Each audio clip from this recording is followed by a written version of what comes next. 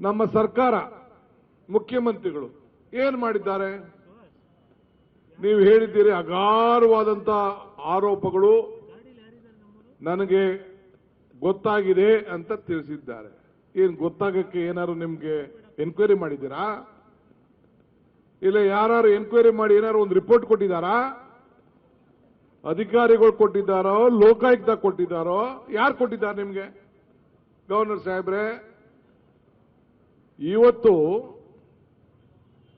ನಾವು ಕ್ಯಾಬಿನೆಟ್ನಲ್ಲಿ 4 ಜನ ಮಾಜಿ ಮಂತ್ರಿಗಳು, ಒಬ್ಬ ಮಾಜಿ ಮುಖ್ಯಮಂತ್ರಿ, ಅವರ ಮೇಲೆ ತನಿಖೆಯನ್ನ ಮಾಡಿ ದೀರ್ಘವಾದಂತ ಸುಪ್ರೀಂ ಕೋರ್ಟ್ ಅಲ್ಲೂ ಕೂಡ ಆದೇಶ ಕೊಟ್ಟು ತನಿಖೆ ಮಾಡಿ ಇವರು ಕಳಂಕಿತರಾಗಿದ್ದಾರೆ, ಅದಕ್ಕೆ ಅನುಮತಿ ಕೊಡಿ ಅಂತ ಕೇಳಿ ಕಳಿಸಿದ್ರೆ ಯಾರು? ಲೋಕಾಯುಕ್ತವರು. ನಾವಲ್ಲ ಕಳಿಸಿರೋದು, ತನಿಖೆ ಮಾಡಿ ಲೋಕಾಯುಕ್ತದವರು.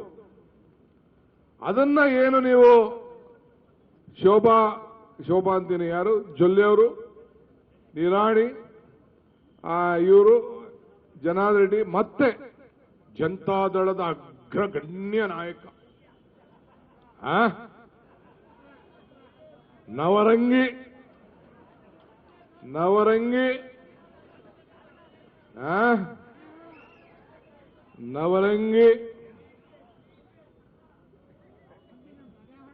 ನಕಲಿ ಸ್ವಾಮಿ.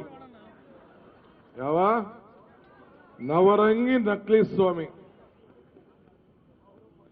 ಬರೀ ಬುರುಡೆ ಬಿಟ್ಕೊಂಡು ಅವನ ಮೇಲೆ, ಆ ನವರಂಗಿ ನಕಲಿ ಸ್ವಾಮಿ ಮೇಲೆ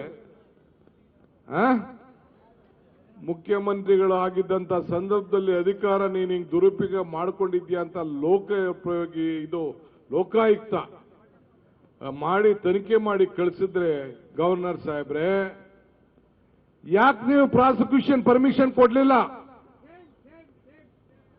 ಅದು ಬಿಟ್ಟು ಒಂದೇ ದಿನದಲ್ಲಿ ಅಬ್ರಾಮ್ ಅರ್ಜಿ ಕೊಟ್ಟ, ಸಾಯಂಕಾಲ ಮಧ್ಯಾಹ್ನ ಇನ್ನ ನೋಡ್ಲೇ ಇಲ್ಲ ನೀವು.